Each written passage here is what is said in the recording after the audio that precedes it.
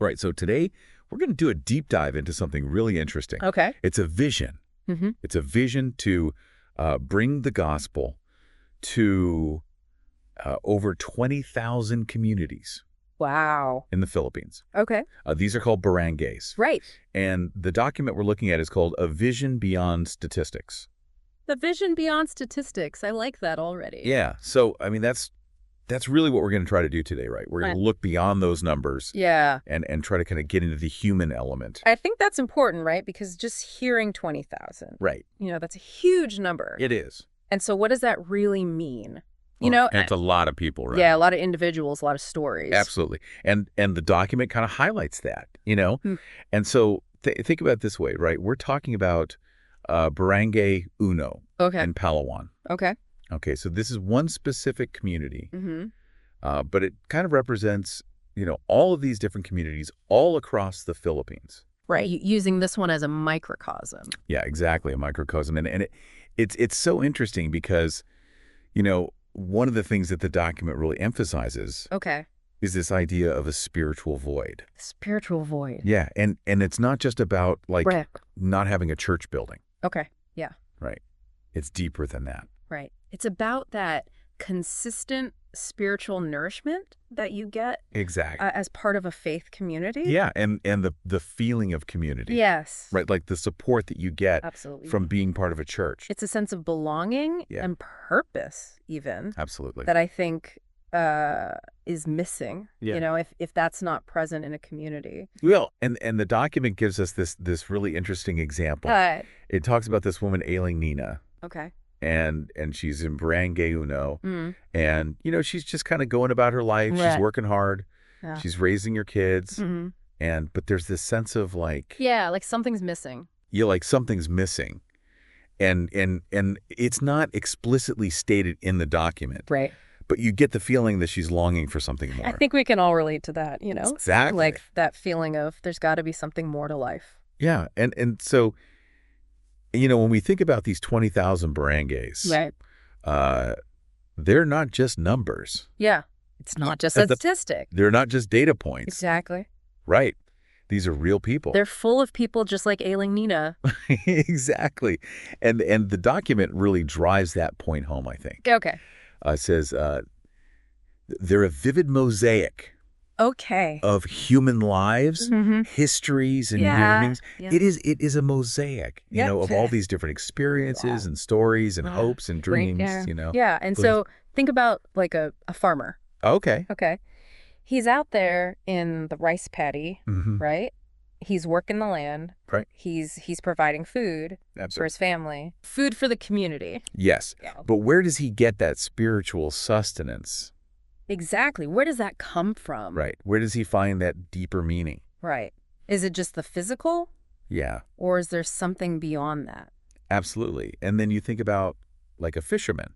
Okay. Yeah. A fisherman. He's out there on the ocean. Yeah. Right. He's facing the elements. He's facing storms.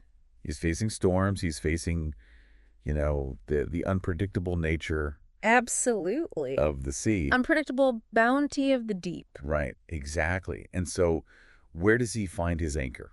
Right. Where does he find that stability? Yeah. Where does he find that hope? Yeah. In the midst of all of that. That's so powerful. And then we think about like a teacher. Okay. Right. A teacher, yeah. They're in a remote schoolhouse. They're trying to educate these young minds. Shaping the next generation. Yeah, exactly. And they're trying to instill values. And they're trying to, help these kids find their purpose. Yeah, that's a huge responsibility. It is a huge responsibility. Right. But how much more effective could they be right. if they had the support of a faith community? Absolutely. Right. To help reinforce those values. Exactly. And support them in that journey. Yeah, and so the document is really saying, these are just 3 examples. Right, just a small glimpse. But there are countless others. Absolutely, countless stories out there. Right, and so, when we talk about the absence of a church, it's not just about, not having a place to go on Sunday. Right, it's bigger than that. It's really about the impact that it has on the community. The impact on the whole community. Yeah, on the whole community. And the document talks about this idea of spiritual isolation. Spiritual isolation. That's a tough one. It is. And it can lead to, people feeling lost. Yeah, lost and alone. Yeah, and also, the document kind of hints at this. It's like when you don't have that presence right. of the gospel being taught and being lived out in a community. Right. It can sometimes lead to, cultural or traditional practices that maybe aren't beneficial. Yeah, or that could be challenged. Yeah, exactly. Right. And so it's not about, judging those practices. Not at all. But it's about, providing an alternative perspective. Yes, providing an alternative perspective. Yeah. And saying, hey, is there a better way? Is there a different way to approach this? Absolutely. And so, the vision that's being presented here, it's not just about building churches. Okay. Right.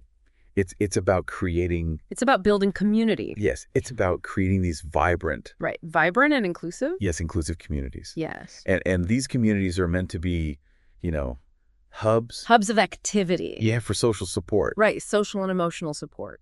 Emotional support and places where people can come and get help with education. Education and even, health care. Yeah. Health resources. Exactly. And all of this is anchored in, the teachings of the gospel. It's a holistic approach. It's a holistic approach. Right. Absolutely. And so the document, it paints this picture of a Bible Christian church in Barangay Uno. Okay. Right. And it's not just, Sunday services. Right. It's like you've got a community center. Yeah, it's a community center. You've got Sunday services. Right. You've got, maybe like Bible studies. Yeah. You've got maybe dialogue forums. Dialogue forums. Interesting. Where people can come and talk about... Share their ideas, talk about the issues. Issues that are impacting the community. Exactly. You've got maybe like skills workshops. Oh, wow. Okay. That's practical. Okay. Practical skills that people can learn. Right. To, improve their lives.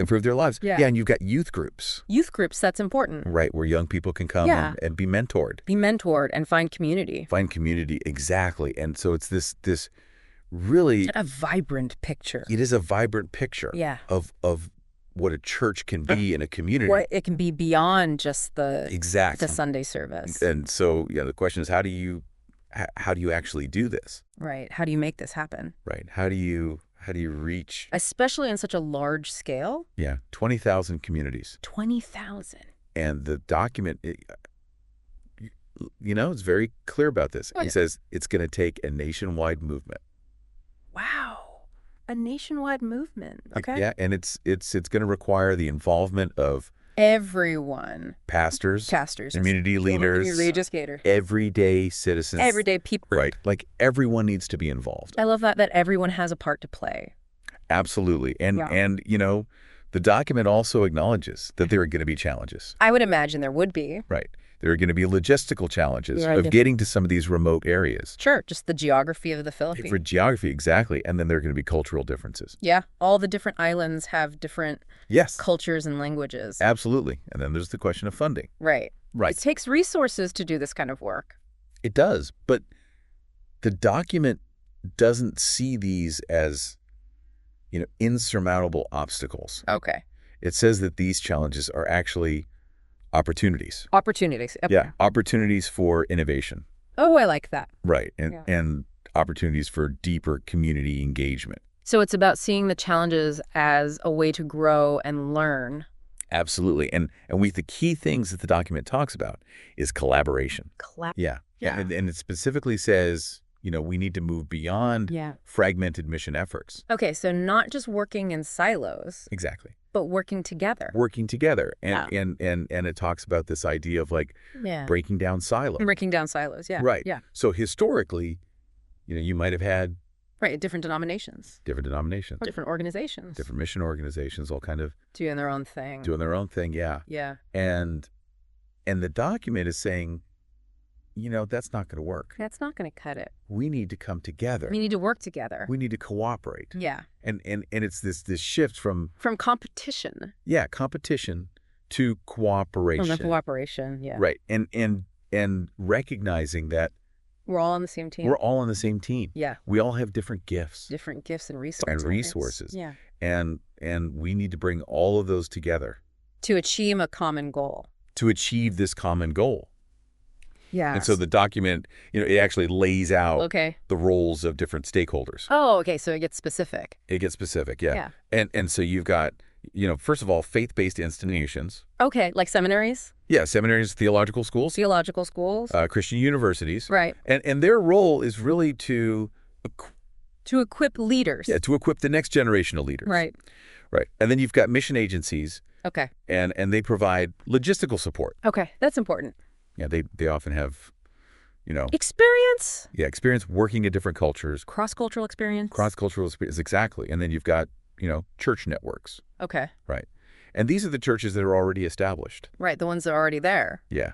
And they provide that grassroots. Yeah, that base. Yeah, that base, that infrastructure. Infrastructure for support. For mobilization and support. Right. And then it gets really interesting. Okay. Because it talks about Great Commission companies. Great Commission companies. Now, that's a new one for me. Yeah, and these are businesses that are intentionally integrating mission into their business. Into their business practices. Oh. And so they're not just about, making a profit. Right. They're about making a difference. They're about making a difference, and they're looking at, how can we create jobs? Yeah. How can we create opportunities in these communities? Yeah, and so that's a powerful model. It is a powerful model. And then, the document also talks about the importance of local government bodies. Okay, so working with the government. Working with the government. Mm-hmm. Yeah.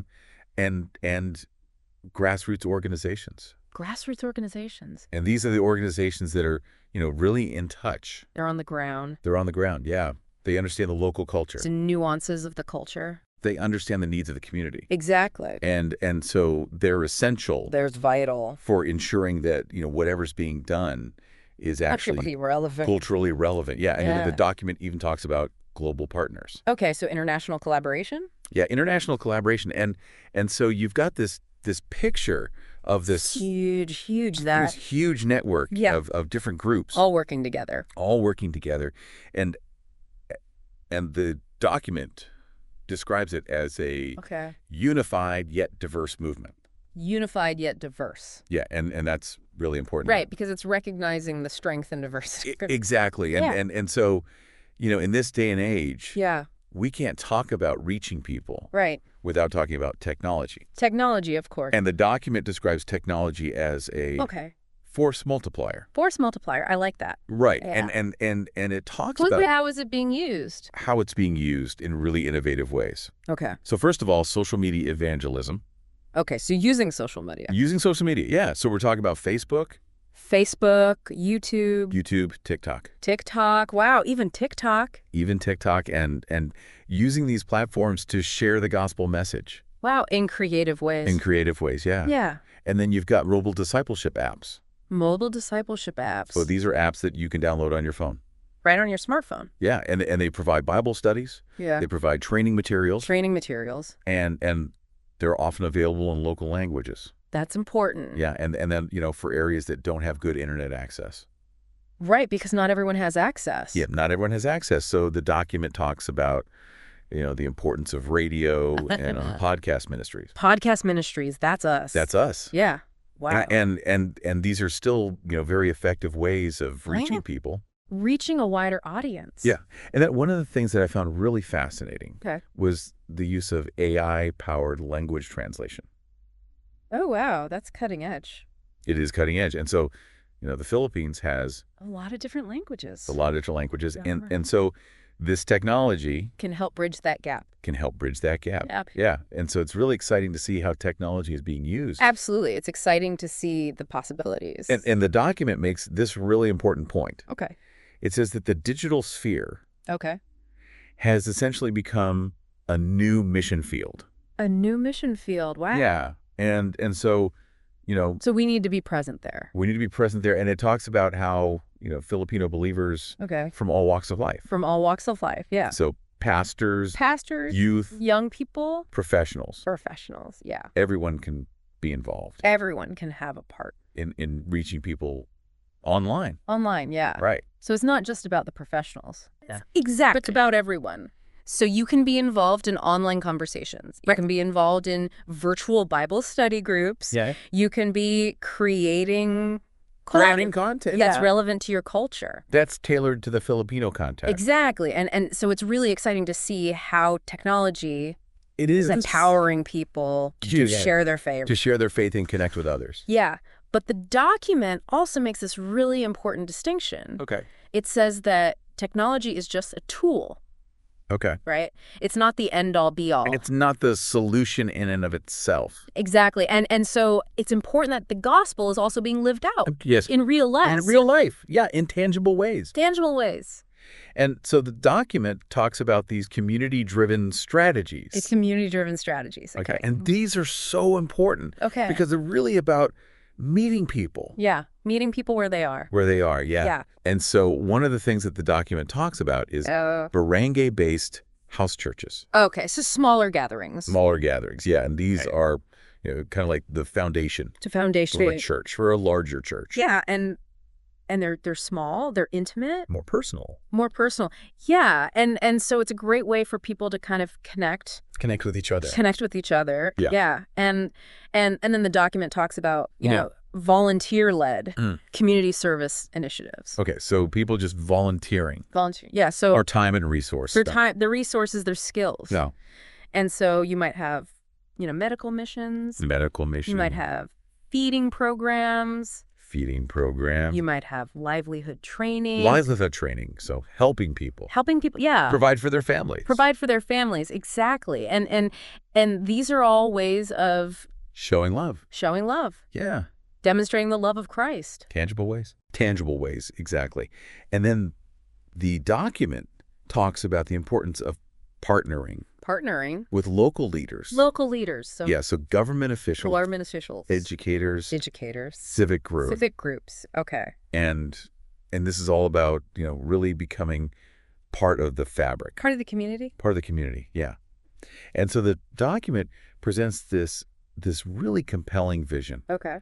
Of a national awakening. A national awakening. Wow. Yeah, and it's a call to action. A call to action. It's a call for every Filipino believer. Every Filipino believer.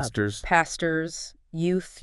Business leaders. Business leaders. Overseas workers. Everyday people. Wow. To get involved. In this movement. Yeah. Right. And so. It's a big vision. And it's not just about, you know, preaching. Right. It's about transformation. And the document talks about this. It says, you know, we need to move beyond mere proclamation. Yeah. So it's not just about talking the talk. Exactly. It's about walking the walk. And it talks about, you know, 4 key areas. Okay. That need investment. Okay. And so the first area is leadership development. Okay, so training leaders. Yeah. And this is about, you know, cultivating indigenous leadership. Yeah, so identifying and equipping people from within the community. Exactly. To lead their own people. Yeah, and so this involves, you know, grassroots leadership training. Okay, grassroots leadership training. For local pastors. Lay leaders. Yeah. People who are going to be facilitating house churches. Yeah. And then it talks about, you know, establishing mentorship programs, and coaching networks. Okay. And so this is about connecting emerging leaders. Yeah. With experienced mentors. With those who have been there before. Exactly. And then talks about, you know, theological training. That makes sense. Yeah. Yeah, and this is about, you know, providing a solid foundation.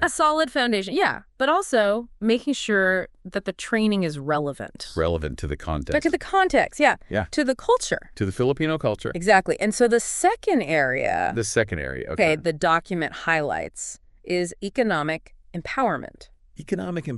Now, that's an interesting one. It is an interesting one. And the document recognizes that economic vulnerability can be a major obstacle. To flourishing. Yeah. And so it talks about, you know, fostering microenterprise development. Okay, so small businesses. Yeah. And so this could involve providing training. Yeah. Providing access to grants. Facilitating microfinance initiatives. So helping people get access to small loans. To start their own businesses. Exactly. And then it talks about, you know, the role of Great Commission companies. Right, those businesses that are intentionally missional. Yeah. And so they're not just about creating jobs. Right. They're about creating opportunities. Opportunities for growth. Yeah. And really, you know. Empowering people. To improve their lives. To improve their lives and their communities. Exactly. And then the document also talks about skill development. Okay, skills development. And vocational training. Vocational training. Yeah, and so this is about equipping people with marketable skills. Right, so they can get jobs. So they can get jobs. Yeah. Yeah. And so that's really important. It is important. And then the third area that the document highlights is education. Education. Okay. And this is a long-term investment. Long-term investment. Right. Yeah. But it's so important. It's the future. It's the future. Yeah. And so the document talks about, establishing barangay-based learning centers. Barangay-based learning centers. Yeah. And so these could be, community schools. Community schools. Literacy programs. Literacy programs. That's important. Yeah. And so it's about, increasing access. Increasing access to education. To education. And then it talks about, developing biblically integrated curriculum. Biblically integrated curriculum. Yeah. And so this is about weaving faith. Faith into the learning. Into the learning, yeah. Okay. And so it's not just about, teaching kids math and science. It's about teaching them about values. It's about teaching them about values. Yeah. About character. About character. Yeah. About purpose. About purpose. And then the document talks about, creating scholarship programs. And mentorship programs. Mentorship programs. For underprivileged students. Wow. So really giving them the opportunity. The opportunity to succeed. To succeed. Yeah. And so this is really about investing in the future. Investing in the future. And then the fourth and final area. The fourth area. That the document highlights is social transformation. Social transformation. No, this is where it gets really practical. This is where it gets really practical. Yeah. And so this is about, addressing the real world issues. Or real world issues that people are facing. And people are facing, yeah. And so the document talks about, health and wellness initiatives. Health and wellness, so. Yeah. So medical missions. Medical missions. Education on hygiene. Hygiene, mental health. Mental health, yeah.